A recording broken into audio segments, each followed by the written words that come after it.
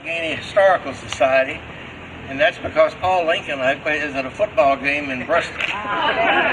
So no one has ever attached me to that organization before. What I want to do for the next few minutes is have all of you think about what you've read and seen about this town in 1905. I'm going to try to describe it to you. Main Street, Ridgeway, and in place of Sona Bank there was a big hole, a huge hole, an ugly hole. Up Main Street was a muddy, gravelly road. If you were to look up there today, you would be able to see the town hall, which was the courthouse then, around 1905, and you would see the cemetery at the far end. The buildings on each side have changed a little bit, but it was a dirty, dusty road. Right over in here was the hole. And these bridges that have been rebuilt since then were made of steel, and they had wooden planking on them. Now when a horse, who is the next subject, how do we get around? We got around with horses, buggies, etc.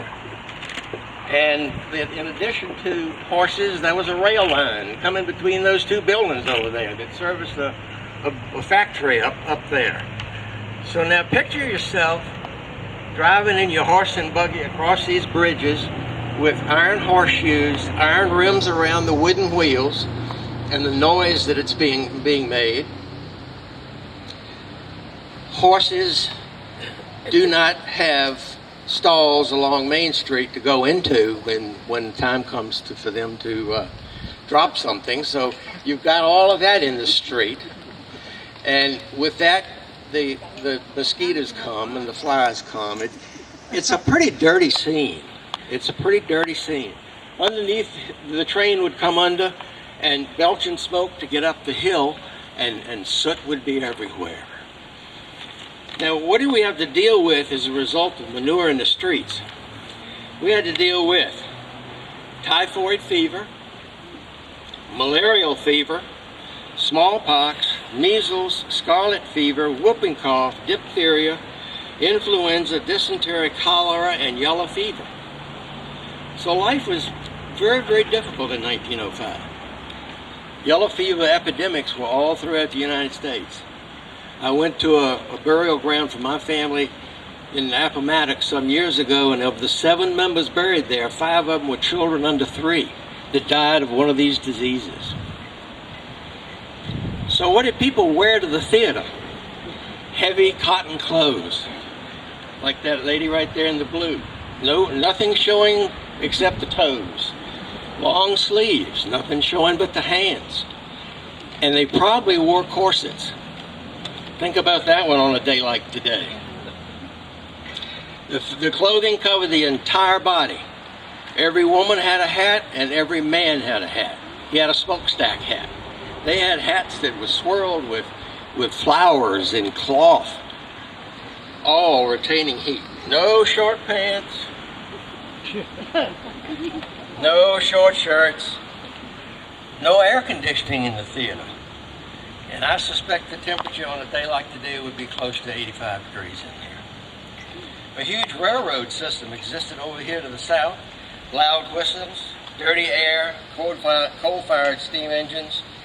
And in 1890, the shops in Stanton and Bumpus were consolidated into Clifton Forge, and there was a large amount of coal and coal dust. That's what it was like when this theater opened. Food storage was done by ice boxes, chilled by blocks of ice delivered by horse and buggy by a company in Clifton Forge, the name of Smith and Sneed Ice Company. Refrigeration did not exist. I've described a scene of Clifton Forge which appears unclean, dirty, and sickly. But that was life in those days, and they accepted it as we accept life today. Now here we stand in 2016. Creating history with this beautifully reconstructed theater. We're hot but dressed comfortably as possible. We will go to the theater tonight to see a wonderful singing group. We will sit in an air-conditioned building in a comfortable seat. We will have arrived in a comfortable automobile that was air conditioned and was driven on a smooth road. None of our families will be suffering from smallpox, yellow fever, or any of those other diseases.